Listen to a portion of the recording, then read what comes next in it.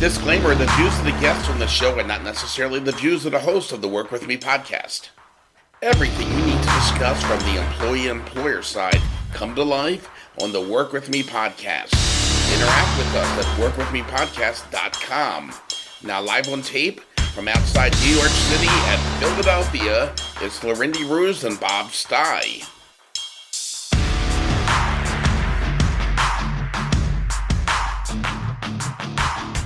Yeah, I'm digging that. Sounds like rave music. We're going to do a lot of talk about the 90s today, so might as well play some rave music, huh? Here you go, Lorindy. Take a glow stick. Hi, everybody. Bob Stye, Lorindy Ruse, the Work With Me podcast. Episode number 3. Thanks for all the amazing feedback we got on the first 2. Boy, do we have a special guest today. It's not too many times you get to interview your mentor, and today we get to Zack Martin, who works at WFAN in New York City, and you've heard his voice on a lot of different things. He's been a radio legend for quite a while now, and my mentor, and he's done syndicated shows, he's published a book, so we got a lot to talk to Zack about. I'm really looking forward to it. If you want to reach out to us, Lorindy at ruseadvisors.com, Bob at ruseadvisors.com, our website, workwithmepodcast.com. But you probably know that because you're on the website, aren't you? Anyway, so I open the show each week with either a type of commentary or one of my work stories, since that's what we focus on, the business world, from the employee and the employer side, which I've been on both. Now, last episode, I talked about my first job out of college, which was at a major drugstore, and just a horrible experience for a new grad like me. And I had mentioned at the end of that I left there because I got a job at a record store. And for those young people out there, records weren't always ironic. People used to buy them because that's the type of music they listen to. So, I'm going to take you back to the early to mid-90s again, because that's also the time where I met Zack, so it's all going to blend in together. So, I left a job that I totally hated, and I got a job at a record store. Now, it wasn't just a record store. It was a record store I grew up as a kid buying all my music at. It's a really good one, too. And it was in my hometown, where I graduated high school, pretty much outside there. And I was really excited about this. Now, looking back at this over 25 years later, I'm going to say this right now. I did not take this job seriously. This is pretty much like a confession of a 50-year-old man saying, don't do this. So if you're young or if you work in retail, I'm not giving you advice on what to do. Do not do what I did. Do not try this at home or at work, but I like to share my story. So I get this job at a record store in 1993. Still fresh out of college, but this is going to be an exciting time for me. At least I'm not have to work at that stupid place again. And there's no dress code. Very nice people I work with. And what was really exciting was when I got hired, it wasn't to work the register. It was to be a buyer. So I had my own little desk and where I could do orders for different people and stock the store up. It's a nice little desk in the back of the store. I didn't have to really be out there, except for when I did customer service. And the first few weeks there, I was just in love with this job because I was in hell a few weeks earlier, and now I'm working a job that's fun. There's music playing. It's a good time for all. Here's the problem. I'm 23 when I start this job, and I think I know everything, and I'm trying to get into radio. Now, by coincidence, the day I started, or the week I started at this record store, I got an interview at a radio station in Baltimore that I grew up listening to.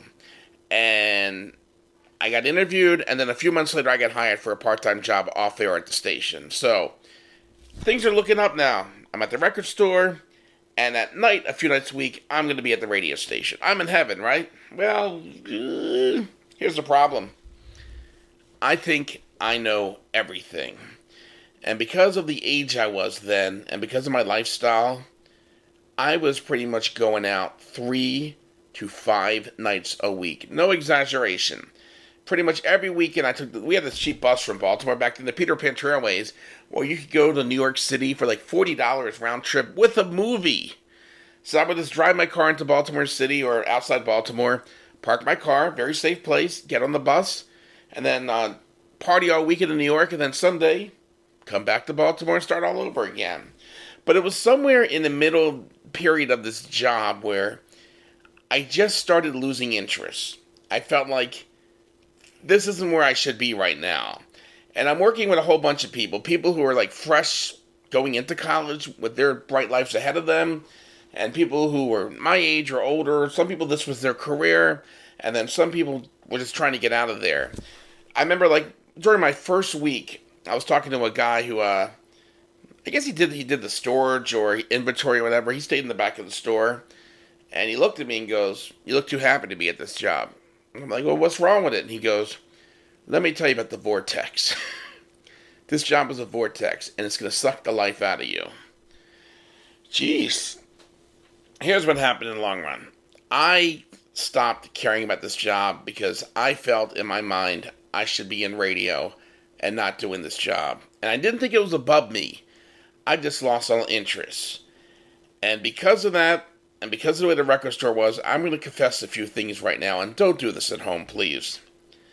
One unusual thing about this record store is nobody really cared what hours you worked as long as you didn't go over the hours. Because if you went over the hours, they would say, "Hey, we can't pay you benefits or overtime, so you got to keep your hours under." I think I worked, might have been 4 or 5 days a week for like 4 or 5 hours. I don't know, $6 an hour. I don't remember what it was back then.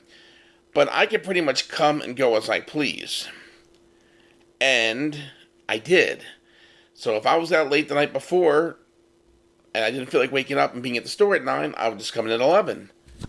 Or I would just not show up and not even call. And that seemed to be, no one ever called me, "Hey, where are you?" Or, "You've been late for work this week." No one cared. No one cared. Midway through this job, they started giving me a lot of bull because, and my fault too, because some of the managers realized I was not really doing enough. And they told me, "You know what? You can't just sit back here all day doing nothing, and you can't take these personal calls anymore. This is pre-cell phone. You've got to do customer service." So every time somebody would come to the store with a question, "Bob, customer service," and I hated it. I just hated it for whatever reason. So I learned this little trick. Every once in a while, if they were on my case for not working, and I'm confessing this, I would grab a clipboard and walk around the store with a pen, looking like I was in deep thought. I'm not doing anything. However, they were looking at me like, "Ooh, he's working hard over there. He's doing inventory." I didn't do any inventory. One great thing about the job, though, was like the guys I worked with in the back, I got them to listen to all my favorite radio shows, and they got into them as well. So I got to hear all my favorite radio shows during the day, and we always had good music on the store. So it had its pluses and minuses. It was not a bad experience, totally. So I get the job at the radio station, and after a year, I started doing a whole bunch of different things there, including, for a short while, I was the morning show producer, which means I had to be at the radio station at 5 a.m. So there were days where I would basically work from 5 to, 11, then drive out to the record store and work from 11 to maybe 4 or 5, or if I was tired, I just wouldn't do it. And no one questioned this. I remember going to the beach one week and had a great time. I don't even think I told my manager I was going. And when I came home, I was sick from the drinking. I quit drinking after this, and I thought I had alcohol poisoning. I lost my voice for a few days. So I came in the store a few days later, like nothing happened. No one questioned me. Towards the end, what happened, which was weird, was about a year later, I decided I'm not making enough money. I'm never going to leave my parents' basement if I keep working there. So I started job looking, and no success. And then I saw an ad in the Baltimore Sun. They wanted people to sell long distance. And I did some telemarketing in college. So I said, that sounds like I could do it. And I interviewed, and it was actually in the town I lived in, so it was a quicker commute too. I interviewed and I got the job.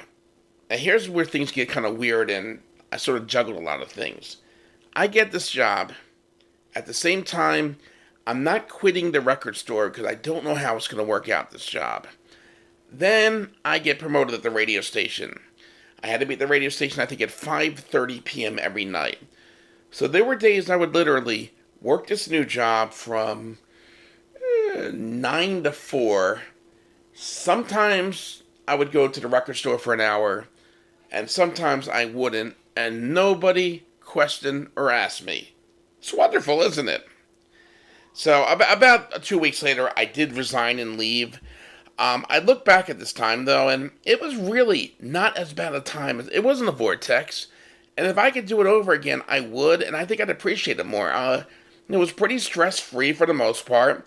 We had good music. The people I work with, we like to joke around a lot, and it was what it was. But I still can't believe they never kept track of where I was. So that's my experience at the record store. Now, around this time was when I met a disc jockey named Zack Martin. He was working part time, doing weekends and filling at the radio station in Baltimore that I was working at part time.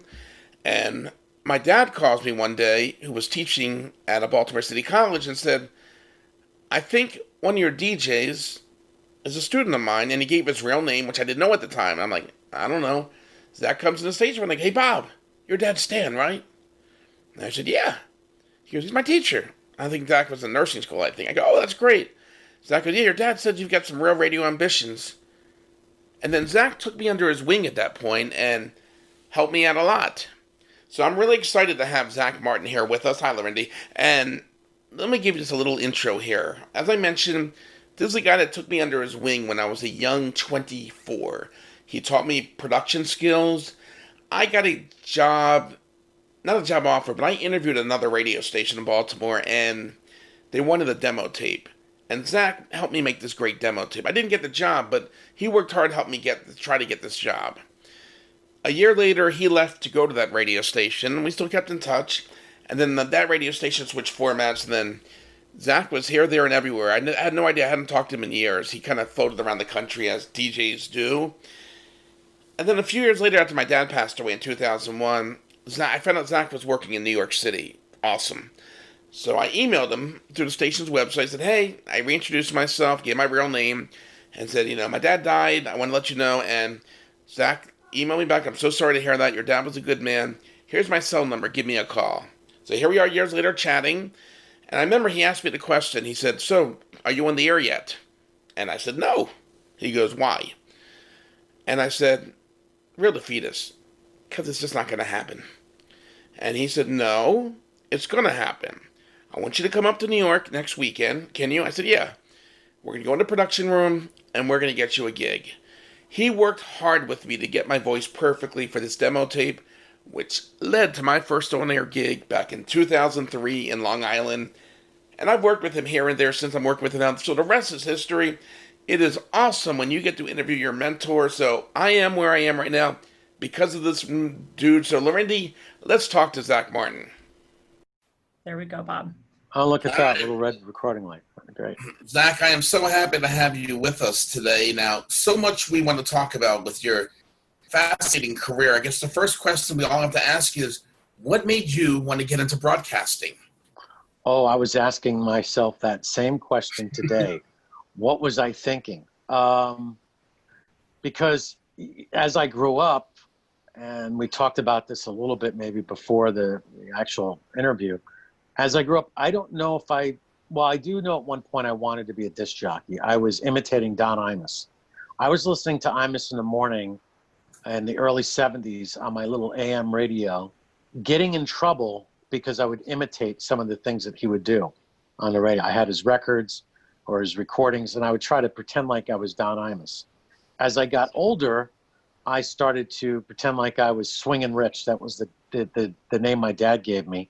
And I would pretend like I was this jockey with spoons. It was just really weird. I guess I was playing that. At the same time, I was playing priest. That's in the Catholic or Orthodox faith, that's a minister. And I pretend like I was doing Sunday services. So as a disc jockey, I was doing Sunday services. And then I also wanted to be in the military. I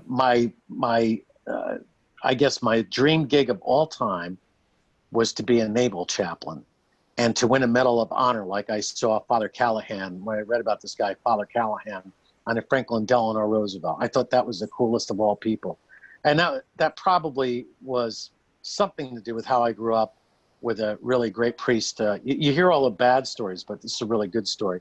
This priest took me under his wing when I was a little kid, and grew up in a poor family, didn't have much, and he hired me, and I worked for him during the summer. And the janitor, his name was Mr. Jarman, he taught me a lot of those life skills and how to work and all of that stuff. So you go from a little boy in the 70s where, it was a bit different than it is nowadays. Hey, we had July 4th parades no matter what.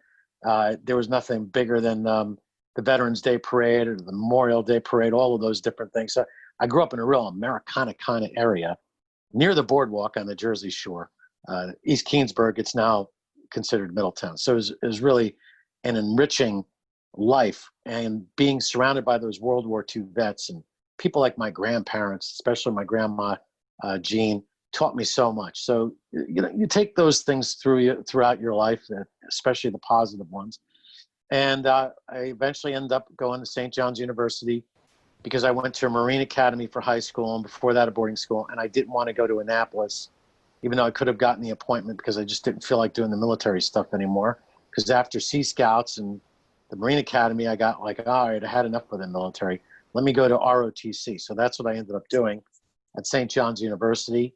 And once again, along the way, rediscovering this idea of going into radio. So in 1986, while I was interning for a chamber music orchestra, New York Common Music Air, I decided to go to the Center for the Media Arts. It was a challenge right from the get-go when the instructor said, this is one of those jobs where you have to move around the country and you got to do what you have to do to work your way up. I was willing to do that. And I thought once my military commitment was over, I would never have to wake up at 04:30 again. Boy, was I wrong. Radio is one of those 24/7, 365, no matter what's going on, you got to make sure you do it. As we see and hear right now during COVID-19 and the lockdown, you're finding people having to rethink how they broadcast, and a lot of us are now doing our jobs from home. So, that's where we're at as far as broadcasting. Why I got into it, I guess it's just one of those things that I fell into. I found it interesting. I thought to myself that here's an opportunity for me to really entertain people. I always wanted to entertain people, make them laugh. And even before I was a disc jockey, I always thought to myself, man, I got a real ear for this stuff. I would make tapes and send it to my friends so that they can listen to the music that I was listening to. Back to that summer job growing up, I worked with my friend Glenn. He actually ended up becoming a priest. And I could tell you the name of the album, the title, who wrote it, where it was recorded, what side it was on the record, Dark Side of the Moon, whatever it might have been. And I just had a knack for it. My mom would go, why do you study? Why do you know all of that stuff? What are you going to possibly do knowing all of that stuff about all of these rock artists and songs? How do you make money doing that? I made money doing it. So there you go. There's a elongated story of how I ended up in radio. To this day, I'm not really sure what I was thinking. If I had to do it all over again, I'm not sure I would. So, of course, none of us ever imagined with technology and the business world how it would impact radio moving forward 20 years, 30 years down the line. It's my 35th year of broadcasting. So I think the lesson I've learned is wherever you are, no matter what you want to do for a living, don't assume that anything is going to be static. Try to imagine what the future is going to be like. Try to figure out what the new technology is going to be like. I remember thinking when I was in the early days of broadcasting, I would have to queue up records. We had 2 turntables, a microphone, cart machines, reel machines. And then the big deal was getting over to the CD player. And I thought to myself, wouldn't it be great if you could just put all your music on one little chip? I had the chip idea, just didn't understand how we would do that. So fast forward, we got the iPhones and iTunes. So I was thinking about the technology, but I really didn't know how it would be utilized in broadcasting. So my advice to anybody, no matter what you go into, anticipate some change of technology, which is going to change your industry, and do the best you can to stay up with it. And if you can, be in front of it. Be an earlier adopter, because right now we're finding, even in radio, if you can figure out certain things, and I want to discuss it right now, if you can figure out certain things, the better off you're going to be. And you had mentioned Don Imus. Who were some of the other broadcasters that influenced you growing up and as you started your career and even till today? All right.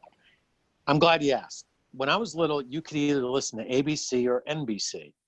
And a lot of my fellow friends would listen to ABC. They thought that was a great station. But there was something about the jocks on NBC I could still remember to this day. Started out with Imus in the morning. Then it was Vernon with a V, Oogie Pringle, Norman Knight, and they kind of changed on the overnights. And then Cousin Brucey comes in, so they move Vernon V later on during the day. Vernon with a V. I ended up becoming friends with Vernon with a V, who ended up becoming a minister in the Presbyterian Church. And I think a couple years ago he passed away. So I was communicating with him. I also was a fan of Harry Harrison because he just sounded so odd to me that I wanted to mimic. Oh, Harry Harrison, CBS FM. And then I became friends with Dan Ingram. We worked together on SAG-AFTRA. And I really enjoyed listening to Dan even before I was in radio because he would just do funny things that nobody would expect. He would take a song from Jay and the Americans, Carry Me, Oh My. And when the guy's doing this long note, right? Dan would screw with it. So instead of like 60 seconds of the long note, it'd be 1 minute and 20 seconds. Or if you expected the false ending of the song just to be a second and a half, he would do some editing and make it like 3 seconds. He's always screwing with people. I enjoy that. And he was really a master of the double entendre. Not that I, think dirty humor is the way to go, but gosh, he was just really funny when it came to that. And of course, Scott Muni was highly influential on my career to the point where he was the guy I wanted to work with. When I started broadcasting, I thought, I want to work at NEW. I want to work with Scott Muni. And guess what? I ended up working not only with Scott Muni, but Dan Ingram, Don Imus, and made friends with a few along the way. So I got to work with most of the guys I grew up listening to, even Jim Kerr and Shelley Sunstein. I know they wouldn't like to hear that I grew up listening to them, but Jim will tell you, well, I was only 18 years old when I started in New York. I worked with Pat St. John. I worked with Carol Miller. I've worked with Harris Allen. Let's see, Mark Chernoff, of course. Mike Francesa on the talk side, various other people. So I worked with a lot of different well-known radio personalities. And along the way, I think I've interviewed just about every major rock band you can think of. I've been around for some sort of interview.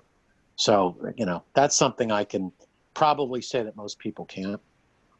Now, when I met you 25 years ago at the radio station in Baltimore, you were known as a journeyman jock. For those of you who don't know what that is, it's not as common nowadays. Is back in the day, you would take a radio job, live in some city, and then either you would get fired or you would find a better gig, then pack everything into a U-Haul and do it again. There are people who have changed their address 3-4 times in a year. You don't know what city you're in. You don't know what your name is at some time. Tell me a little about the journeyman jock days and some of your favorite travels and tales.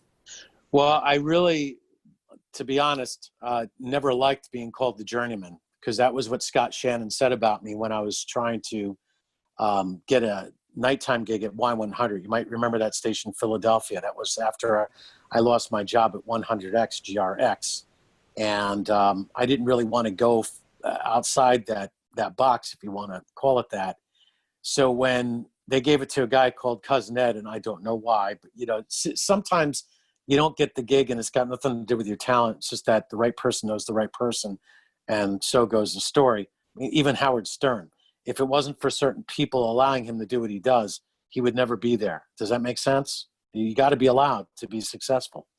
So the whole journeyman thing, to me, I always felt that was an insult because it meant that you were unstable and not a top quality broadcaster based on what Scott Shannon said to me. Maybe I took it a little too hard, but I think if you put me on any radio station, any major market, any small market, no matter what the size, that I'm definitely some guy that you have to worry about because I am as competitive as they get. In regard to 98 Rock, I it didn't work out in my favor. I always felt that you should be, and this is the way Scott was too, this is why we got along. You should be judged by nothing more than what you do on the air and how you do it. All of the other stuff is bull. And, you're a bad leader, a bad manager, and I got to question your integrity if you base your hiring based on, well, it's my buddy, or based on someone's looks, or based on, you know, some of the things that people will do. I won't go too far into that. There's a lot of politics that are involved in it. I'll just leave it at that. So the 98 Rock experience left a bad taste in my mouth on many levels. I'm not going to speak bad about anybody, but like in all industries, you have the bad apples and they ruin it for a lot of people. And instead of like focusing on that or, what could have been, I just have to look towards the future and be appreciative to how far I got despite the obstacles. In my mind, I think it's very important to have a vision of what your future is going to look like. And if you get that vision to where it's clear, your brain wires it so it happens. I always wanted to be on the radio in New York. I ended up there. Before that, I thought, as I was driving through Baltimore one day, oh, this would be a great place to be on the radio. Great. I always thought that I'd be a syndicated radio host, and that happened. Now I have some other goals, and I think those are going to happen as well. So the problem with, as you say, being a journeyman and moving around is you don't have much furniture. Your clothes are in a bag, and you sleep on the floor. People look down at you. I think that if you're going to go to get a job at a radio station, make sure it's the job you want, and not go in there thinking that you'll be able to work your way up, because working your way up rarely happens in most situations. You got to decide, this is where I want to go. And if your target is whatever station, 98 Rock, and you want to do afternoons, hold out until it's time, till you can go in there as the afternoon guy. Don't think if you work your way up and doing everything you're told to do and doing all the extra and all the shifts they ask you, well, you wanted it. I'm giving you a truthful response. I'm not bitter, but I'm going to be very direct about the mentality you'll have to deal with, because if you're going to get in broadcasting, hope for the best, but expect the worst out of most people. I mean, sad but true. So Zach, you speak about what a great heritage you had growing up, lots of color and lots of flavor and diversity in your background and your upbringing and things that you envisioned for yourself. And then now you're also a clergyman. So how did that enter your life, and what was the vision and decision around that? Well, I think that if you have an open heart and you say at one point, I'm going to do God's will, then it's going to happen. If, there's only a yes or no on that. So to me, you don't want to say no to God, because that's, it's not like telling a program director no. And there were a set of circumstances that I found myself in, and it was like Jonah in the belly of the whale. You can run all you want, but if God has plans for you, there's nothing that's going to stop it unless you decide to go against God's will, and that's not a good idea. I think it was always there. No matter how hard you try to suppress it, no matter how hard you try to run, no matter how hard you try to avoid the obvious. Sometimes you got to wait to finally get where God wants you. But it's really interesting. What is an announcer? It's a prophet. So I was announcing the whole time. The message, I try to bring joy to people's lives. I try to make them laugh. I always looked at, radio as a ministry, as a way to make lives better for people. That's why it's such a shame when people take that opportunity and squander it by saying really dumb things that they weren't thinking about. Not that I haven't had my fair share, but I know better not to do what I did in '96 on the air, as opposed to 2020, which is really odd that we've gotten from say anything you want in the '90s to you better be careful about everything you say in 2020. Have we evolved, or have we de-evolved? I think people are just way too sensitive, right? I mean, how many times, and we've all done this, you get an email or a text from somebody and you put a total negative spin on it. And when you talk to the person, it's not even close to how you took it by a text or by the email. You don't get the connotation of the full meaning because it's just limited communication. So all I can say, anybody that's listening, we all have a responsibility to love thy neighbor, number one. Number two, if you become aware of an issue, don't assume that somebody else is going to step in there and do anything about it. You're aware of it, do something about it. You see somebody abusing another person, step in. We've gotten to the point in this culture where instead of helping, people take videos of people suffering or people being killed or animals suffering. I'd like to tell people from now on to start putting the camera down and either call 911, that's the first thing you should do, or if you want to talk about what happened in Minnesota with the police officer and the young man, and you say Martin Luther King in any of your sentences, any of your speech, I can tell you one thing about Martin Luther King, because I studied him. I studied his sermons. Instead of taking a video of what was going on, he would have flung himself on both of them, probably would have been arrested or possibly hurt, but he would have flung himself on both of them to stop both of them from a bad outcome. In other words, stopping Mr. Floyd and stopping the police officer from any further damage. He would have flung himself on the both of them. We got to stop this sensationalizing and videotapes of people rioting and looting and all of this bad stuff where someone falls in front of a subway train. I've seen this in the New York Post. They get a picture of the person's last moment, throw the phone down and yank the person out in front of the train. Do something that's more constructive as opposed to destructive. So I think that we all have our job to do. We all have a little bit of a ministry to do. And we all have to, when we see that situation, we all have to do something about it.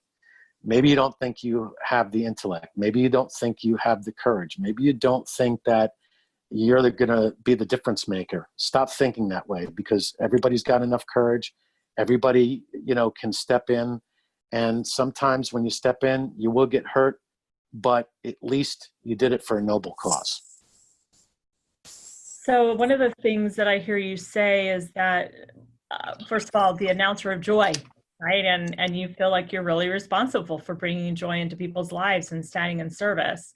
And this is the Work With Me podcast sponsored by Roost Advisors. And our mission is also to help bring clarity to every situation. And that can mean for the CEO, the vice president, the accountant, the receptionist, anyone who serves inside of organizations, to find your own purpose and get aligned with your higher purpose. I also call that higher power God, and get aligned there, because whether we often say you're a butcher, baker, or candlestick maker, there's a reason that you're in that current role, but the message can always be joy and service. Now, you've demonstrated that in your own life and in your organization, Zack, because you've really, you put your money where your mouth is, you walk this talk. And one of the things that inspires me is your commitment to people with autism, and how you're taking your message of joy and how you experience that because of your own family situation, which we'll have you speak about, but have given people with autism an opportunity to really make a difference. So they're not marginalized, but they actually can also be announcers of joy in their own way. So can you share with us about that? Yeah, I formed a company. Actually, this is version 2 of the company. We had to restructure after COVID-19. But our mission is to give opportunities as far as jobs and benefits to people that live on the spectrum with various other disabilities as well. Yeah, I'm the type of person, and the primary caregivers, because you're talking about a group of people that are marginalized, that have a lot of challenges that they face each and every day, and there's not a lot of resources available. The the government system is only going to go so far. And like I said, when you see an issue, it's not somebody else's job to do anything about it. It starts with the person who notices. And it's me and a group of dads and some moms who have decided to do this. We've noticed that a lot of these kids, what they all have in common is they really love music. And music is used for therapy. Music is used for recreation. It's a way of expression. It's a lot of fun. And most of the kids I know, they have their own little list, and it really is eclectic. And they're using the latest technology to enjoy their music. And even, I guess, maybe some of the stuff that they listen to as far as talks go, talk radio goes, or news. They like news. So we have to design, first off, a way of bringing radio right into the hand of the user. So that's done with a combination of the apps and the websites and over the air, all the basics that are out there, technologically speaking. But on the other side of it, you talked about CEOs, CFOs, COOs, and whatnot. It's an honor and privilege to have that title, CEO, Chief Executive Officer, Chief Operational Officer. And just because you have that title does not mean or negate your responsibility for those that are under your care. You should look at all the people that are under your employ as, you want to look at them as your own children, fine. But you should love and respect them as if, they're your own family member. And, I've always said this to a lot of wealthy people. The biggest loser is the richest guy in the cemetery. What are you going to, and there's like the biblical concepts about this, the rich man who built the bigger barns. Remember, you fool, and next day I'm going to ask of your soul. What good is to gain the whole world if you lose your soul? I think that CEOs across the country, this is going to be a criticism. Most of them have lost their soul because they make it all about the stock shares. They make it all about the money and the perks that they get. And we can look at various radio companies and see that right before our eyes. COVID-19 was a perfect opportunity for certain companies to do a lot of things that they planned on doing the whole time. It just made it a lot quicker. And the way that they put it together to make themselves look like heroes. They think everybody's stupid and beneath them, obviously. They don't think that we're capable of understanding that this is a bunch of crap, right? So I'm going to call them all out and say, you do have a responsibility. You're supposed to be a servant leader. And here's the one thing about radio that's always gotten me. It's a couple things. Number one, we're an industry like all other industries. My answer to that is like, really? Because all other industries, the guys at the top also have advanced degrees like MBAs and doctorates and all of that stuff. And they at least finished college. A lot of these guys that run these radio companies aren't even close to that. And you might say, well, why is that important? On many levels it is, because you gain insight and at least you understand where to look and you know who to look for. If simple things, you need a treasurer, you know exactly what qualities are needed for a good treasurer. You need somebody who can do your HR. Well, if you're educated enough or enough experience and combination thereof, if you've been paying attention, you know exactly where to go for that. You also have to be able to control yourself. How many times do we see leaders, whether in government or in business, not control themselves? We all know the end result of that. It became the Hash Me Too movement, just as an example, people not being able to control themselves. And the reason why I think we have a lot of these problems systemically is because, again, we go back to the values and the guiding principles and understanding one's integrity. It seems like it goes all out the window when you're facing $2 million or $5 million or making $40 million a year. When you're making $40 million a year and you know that there are members of your company that are barely able to put food on the table, you're the one with the problem, not the person that's barely able to put the food on the table. So I want to create a company that is gives opportunity. I mean, obviously I want to be paid so that I can, have a decent sized house. I don't need a mansion or anything like that, but pay my bills, keep food on the table, take care of my family. But there should be plenty left over to make more opportunities for a lot more people. That's true wealth, right? That's really, what it's all about. I find that the changes in technology and the ability of people to be able to broadcast from their own homes with some basic equipment, which I can turn around and show you. I know that they're not going to see this, but you see it. It's not much. It's just 2 microphones, a little board, and I took one of my TVs and I just made it into a monitor because I can't see like I used to. And I can be across the country right from my home. I can do stuff here in New Jersey and send it over to New York and get it into the system. And I feel like this kind of technology is opening the doors for other people who really can't get out of the house. It could be a primary caregiver of a child with, let's say, Down syndrome. And the Down syndrome is to the point where they be at home. And a lot of the primary caregivers can't get good jobs. Could be a single parent. Again, can't join the workforce because of their responsibility to either special needs kid or small children. And, there's an opportunity for them. But primarily, we're going to create jobs for people on the spectrum. There's over 5 million throughout the United States.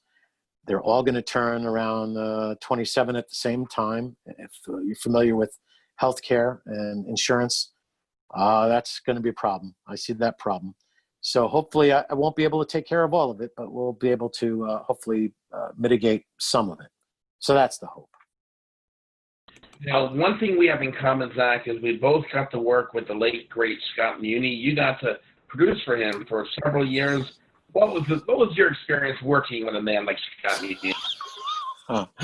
Well, the only thing that was different between Scott and I is 35 years. It seemed like we were both the same type of personalities, both served in the military, had similar ways,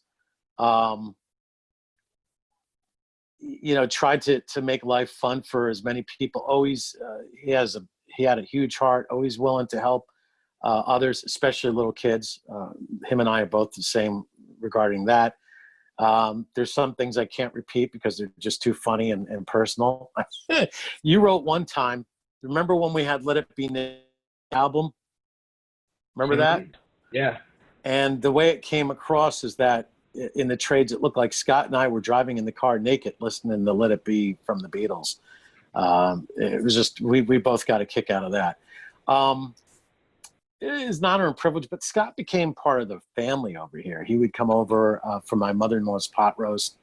When he found out that my mother-in-law was making pot roast, he was like, tell her I'll come right over. And, he'd come right over. And obviously, if you were a little girl listening to Scott Muni on ABC and he was coming over for pot roast, it probably make you a little bit nervous because this guy's like a superstar. So he'd do stuff like that. He was at Sophie's baptism. He was at her first birthday party. He spent a couple days over here when we had that blackout in 2004. The whole community helped him out with his medications. And my mother-in-law said something funny. She goes, man, to think I'm going out to buy underwear for Scott, I mean, just imagine that. It was a dream come true. And I'm glad that we got to work together. At first, I wasn't going to do it because I thought, I really don't want to be an executive producer for somebody else. I got my own thing going on. And then I overheard somebody saying that paid a lot of money. I'm like, all right, well, listen, I'll give it a shot. And now your current role is, production or commercial director for WFAN, where you've been for many years. What is a typical day like for you? All right. I'm the creative service director, the first one in the history of WFAN. I think that I'm one of those unofficial leaders, especially when we're all in the studio at the same time. I definitely have a way of coaching and influencing the people around me. I try to make it a fun, respectful place to work. I will say that the only frustration that I've ever had is with some salespeople. See, what you put in is exactly what you get out. If you want me to do high quality work, you got to help me along with this. Don't just put it on my pile and say, here, get it done. I need the information. There's two facets of it. One is the commercial creation, and the other is the imaging. The commercial creation, when I'm trying to come up with concepts and trying to help guide the sales for a potential client, I rely on what's called BI. You know what BI is? Business intelligence. It's very important. Anybody who's in sales, anybody who's, in any industry, business intelligence. It's like CIA stuff, but it's for business. Learn your market, learn the consumer, learn about the products, learn about the features and benefits, learn about your competition, business intelligence. And you take that and you craft your whole orientation to making sure that your client is able to meet certain requirements that you have to set through your BI portfolio, make sure they're hitting all the targets. It's creating a strategic plan and then implementing the tactics along the way. So it sounds simple on the surface, but when you really start to peel away the layers, a little bit more complicated. On the creative side, those are things that, you can't really explain to somebody. When someone goes to me, well, how did you put that together? I will say it like this, even with hosting shows, being on the air, or you can always tell when I pick the music, I think, or imaging. I use what's called the sound palette, much like a guy who's painting, but this is all sound. And I can't tell you how I'm going to put together these colors on the sound palette, but I just have a way of going, all right, this fits here. Da, da, da, da, da. I pick the right music. I don't know how I do it. I'm like, da, da, da, da, and bam. I got plenty of tools, but not too many tools. So it's one of those things on the creative side. I really can't explain what I do. You're going to listen to it and go, oh, I get it. I've kind of evolved in where I try to do things minimally. I don't want to have people listen to any radio station. And I can remember listening to the K-Rock, and this really annoyed me about it back in the day, where everything had an effect. It's too distracting. And I guess who was ever imaging at the time thought that was the way to go about it. But to me, you don't want to overtake the whole personality of the station. You got to set the tone. And sometimes you got to dial back on that, because now more so than ever, the way people listen, they don't have a long attention span. So don't distract them any further. Get you who, what, where, and when. There's, the basics out there. Make it sound sonically. You got to make sure everything is smooth and evens out. It comes across on the speakers nicely, but you don't want to overdo it with the effects. So if another imaging guy was listening to what I do, you'd be like, well, you didn't put much into that. I'm like, actually, you're right. But I know how to do it if I need to. So there's a difference between knowing how and needing to. I know how to do all of that stuff. Just when it's needed, that's when I do it. Yes, and you've worked and talked about working with so many famous people. Who does you enjoy working with and meeting the most, and who have you not met yet that you want to? Well, there's nobody that's ever going to come close as Scott Meany, working with him. I really enjoy working with my daughter. She's with me all the time. We've grown even closer during COVID-19, and that's really a lot of fun, because that's the way it used to be. You watch your old man work as you're growing up, and then you wanted to be like your old man. Or I guess if you're watching your mom, you want to be like mom, if little girl, right? So she's learning the trade with me, and she's with me right there. I don't think there's anybody else that I would rather work with than my daughter. Out of the people who I've never interviewed, who I'd like to interview, I really don't have anybody at the top. I interviewed Paul McCartney, Ringo Starr, everybody in Led Zeppelin that's alive.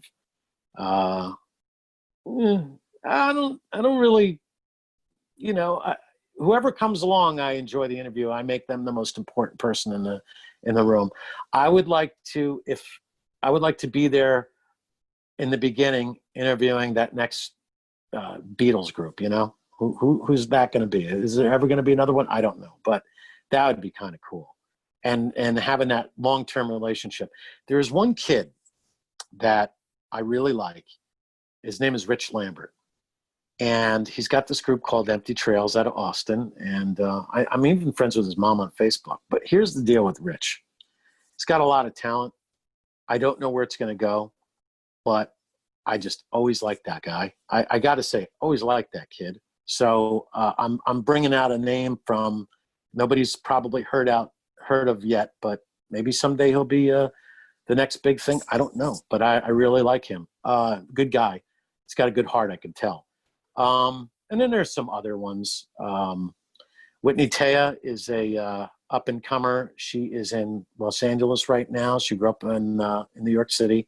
Her mom died when she was 10 of ovarian cancer. She's got some new music. I kind of I dig the fact that she wouldn't let the circumstances defeat her, so she's living her dream out west. And then there's another female artist that I interviewed just the other day, Giorgia Vanni out of Italy, who's got a new song out, and Mark Slaughter did the guitar on it. So I really want to help. And this is quite it's not on purpose, but I noticed a lot of new music. I don't know if you caught this, Bob, especially that I'm playing. It's more female artists, right, than the traditional male artists. Mm-hmm. So I kind of really like supporting the ladies, the young women, because they really have a lot of disadvantages going in. And you know me, I've always been one for the underdog. I like the idea. Here's the one thing that I think would make America great, if you ask me, is if we all got treated equally. We all got a fair shot.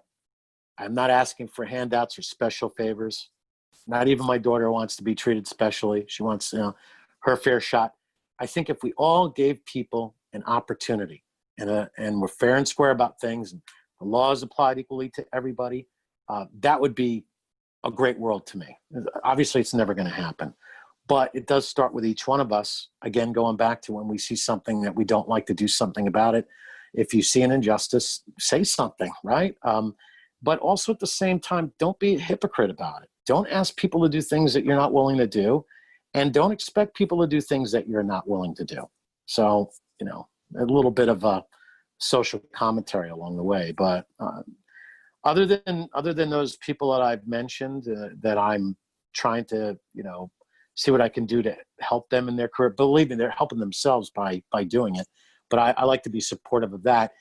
Down the road, it's my intention to bring radio back to where it was and make it a playground for the artist, creating more opportunities, playground for the artist. And if we can do that in enough cities, enough locations, then we'll actually have what's called diversity. That's the way to do it. So, I'm all about being diverse and giving people equal opportunity. I can't think of anything to your question of who I want to interview. I haven't interviewed yet. I mean, look, if you're in radio, if you're in broadcasting, it would be darn cool, no matter who the president is, to be able to go into the Oval Office and have a half-hour conversation. That would be awesome. So whether it's President Trump or whoever it might be afterwards, or a former president like President Obama or President Clinton or President Bush, any of those guys, gosh, you got to admit that would be really interesting to talk to just get their perspective, because we only get what we're told. It's quite another thing when you're in the shoes of that person. It's quite another thing when you're actually in the room with that person. What's perspective? So that's one thing I've never gotten to do, and maybe someday I'll get to do it. That would be awesome. So, whether it's a current one or a future one, that would be awesome. Now, we'd like to end each interview by putting our guest on a stranded island, and you're limited to what you are allowed to have with you. So let's start off. You are either allowed to have one particular food or a cuisine of food. What are you going to live on the rest of your life? All right. For food, pizza. Mm-hmm. For my favorite album, Wish You Were Here by Pink Floyd, it's 45 minutes and never have any need to skip over the track. That's a classic album. For the new album, I'm going to throw out one you probably haven't heard of. My favorite album right now, and you should probably tweet this, is by Steve Conte, former New York Doll. He's also in a project with his brothers called, I forget the name of it. They'll get mad at me for that. But he does this album called NYC. It's a solo album by Steve Conte, C-O-N-T-E, NYC. It is a fabulous album. I mean, as far as all the new albums, man, I don't have any desire to skip over any of the tracks. That's how good it is. So NYC, new album, Wish You Were Here, the old album. Now, what about one movie you have to watch over and over? I automatically go to Full Metal Jacket because I just love that DI, the whole boot camp thing. I just think it's funny because I went through it. but not as tough as those guys. I got to go with Full Metal Jacket. I mean, Tommy Boy the comedy, but Full Metal Jacket for sure. One TV show or series. It's all you get. You watch it over and over. Honeymooners. And one book. Bible. And Zach, where can people reach you to talk about any of the exciting projects you're working on? Best thing you can do is just email me, Zach, Z-A-C-H at ZachMartinRocks.com. I always return emails from people. It's the best way to get a hold of me. Social media, I'm really, I know I'm aware of it. I check it out, but it's not my thing. You know that, Bob. I don't like going on there. I do like LinkedIn. That's also a good way, providing people keep it professional, so that's another thing. I guess you can find me, Zack Martin. You would know. I don't know. Zach, thank you so much for spending time with us today. Oh, it was a pleasure being here, and let's do it again. If you would like to be a guest on this podcast, get more information at workwithmepodcast.com. Original music and score by Mark Ruse. This broadcast has been produced and engineered by Bob Stye. The Work With Me Podcast. Copyright 2020, Ruse Advisors.